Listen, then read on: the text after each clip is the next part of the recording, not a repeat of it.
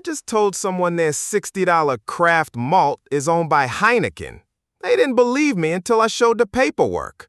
This ranking destroys 11 beginner scotches with zero diplomacy. Subscribe if you can handle it. 11. Deanston Virgin Oak. If you just spent $40 on whiskey marketed as craft when it's owned by Heineken through Distell, congratulations on your consumer optimization journey. Deanston is that Silicon Valley startup that got bought by Big Pharma but still uses the artisan pitch deck. They brag about no computers while their parent company runs one of the planet's most automated beverage empires. That 80-90-hour fermentation? It's just yeast having an extended party they've rebranded as blockchain-level innovation. The liquid tastes like vanilla extract that got too confident, leaving waxy mouthfeel similar to chewing a Yankee Candle from Home Goods. The 46.3% ABV hits with all the subtlety of a LinkedIn thought leader explaining synergy. You're not buying whiskey, you're buying a data point in Heineken's quarterly earnings. 10. 12. Tomatin went bankrupt in 1985 and got scooped up by Japanese companies to become Scotland's first foreign-owned distillery. They had 23 stills pumping out industrial volumes for bottom-shelf blends, then slashed to 12 stills and pivoted from quantity to quality, like Philip Morris becoming Altria. Those tall, narrow stills with downward line arms? That's 1897 engineering giving you lighter spirit because less flavor means less to offend mass consumers. The nose smells like raisins and watered-down honey. Palate delivers generic dried fruit that could come from any distillery's reject casks. Finish evaporates faster than your respect for craft marketing. Takara Shuzo's parent company primarily makes sake for Japanese convenience stores, and 74% of Tomatin goes to Asia-Pacific markets where consumers haven't developed palates to recognize rebranded blend components. You're not experiencing Scottish heritage. You're funding Japan's colonization of your liquor cabinet. Enjoyed the video? Smash that like button and sub so you never miss a drop. 9. Glenallachie 12. Billy Walker bought Glenallachie from Pernod Ricard in 2017 after making $285 million flippin' Ben Riach.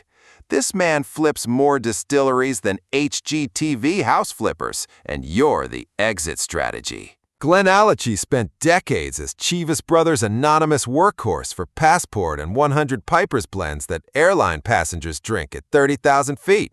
Walker slapped 2 million pounds of premium sherry casks onto mediocre distillate, and suddenly it's independently owned and worthy of reverence. The nose delivers Pedro Jimenez sweetness like someone knocked over syrup into a barrel of ethanol. You're experiencing 4 decades of blend-focused corners obscured beneath a tsunami of first-fill Oloroso casks. The finish lingers with burnt raisins and oak tannins, bitter enough to question every influencer review from people who mysteriously got free samples. You're not buying independent heritage. You're buying Billy Walker's retirement plan, installment #3.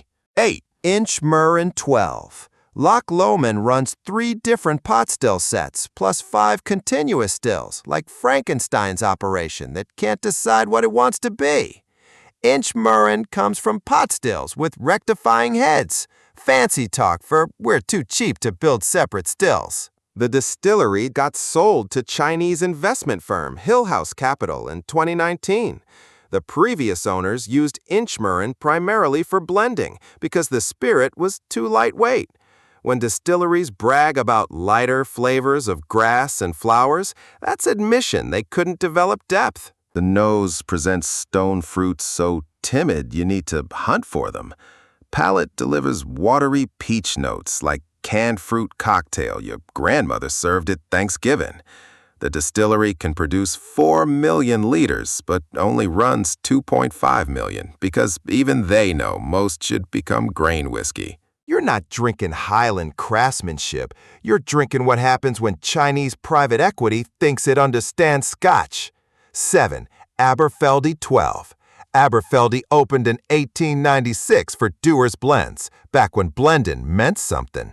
Then Dewar's joined the Distillers Company monopoly in 1925, and mediocrity accelerated.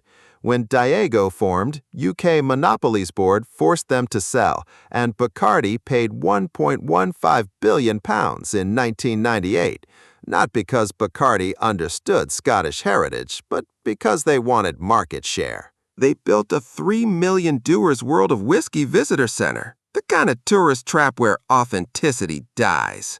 Aberfeldy used to supply quality malt for serious blending. Now it's Bacardi's Highland showpiece for tourists who think tasting rooms constitute culture. The liquid presents like someone tried making whiskey approachable by removing everything interesting. You're drinking 3.4 million liters of annual production dressed up as heritage. 6. Ardbeg Wee Beastie. 5. LVMH Moët Hennessy owns Ardbeg through Glenmorangie, meaning your rebellious peat bomb belongs to the same French luxury conglomerate selling $3,000 handpacks. Bernard Arnault's empire decided Scotland needed their touch. Ardbeg nearly died in the 1980s before Glenmorangie saved it in 1997, which means they saw profit in the peated trend. 5 years old. 5. That's aggressive yeast water with smoke.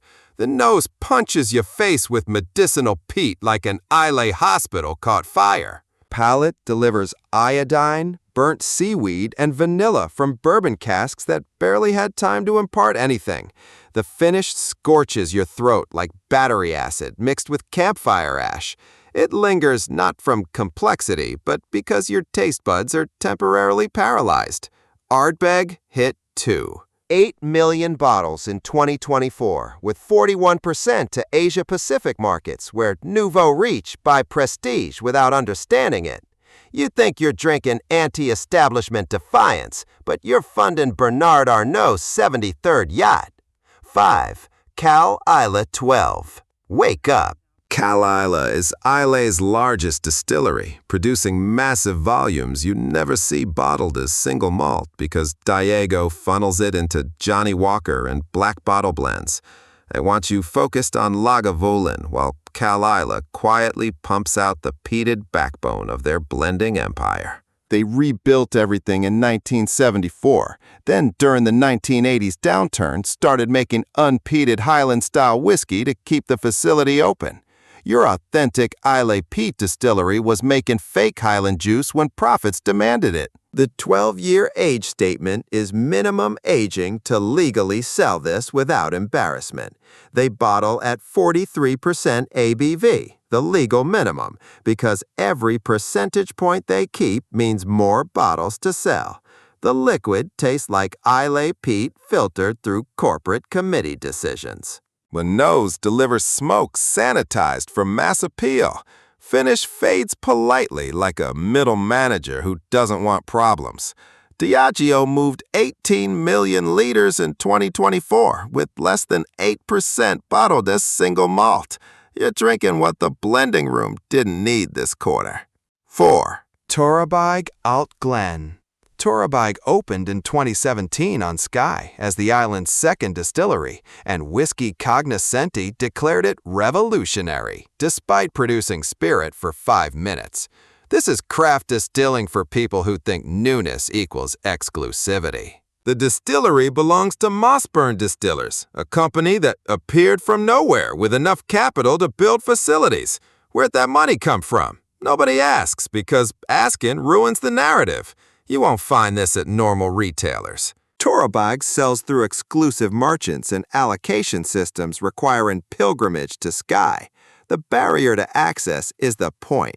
The liquid presents young distillate masked by aggressive peat. The nose delivers phenolic smoke with maritime salinity that could be authentic Skye character or purchased Islay peat.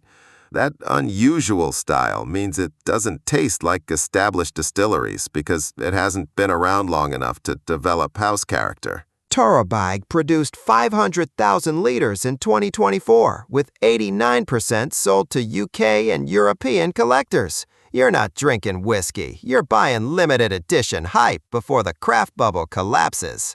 Agree or disagree? Let me know below and hit subscribe to stay in the loop. 3. Knock 12. The distillery makes whiskey called Knockdo, but bottles it as Knock because Inverhouse thought consumers might confuse it with Knockando. This rebranding captures the futility of identity in an industry where perception matters more than substance. Inverhouse got acquired in 2001, then absorbed by Thai Beverages in 2006. Your Scottish Highland Malt is a Thai beverage conglomerate subsidiary.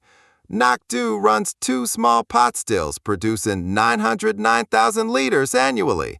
The whiskey has no agenda. It simply exists. The liquid tastes like fruit that doesn't insist on being noticed. The nose presents pears and honey without demanding attention.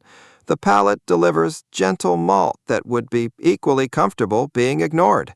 The finish dissipates like morning mist, leaving no trace at all. Knock sold 780,000 bottles in 2024 across 40 countries. This is whiskey as meditation on impermanence. You drink it, it's gone. Nothing changes.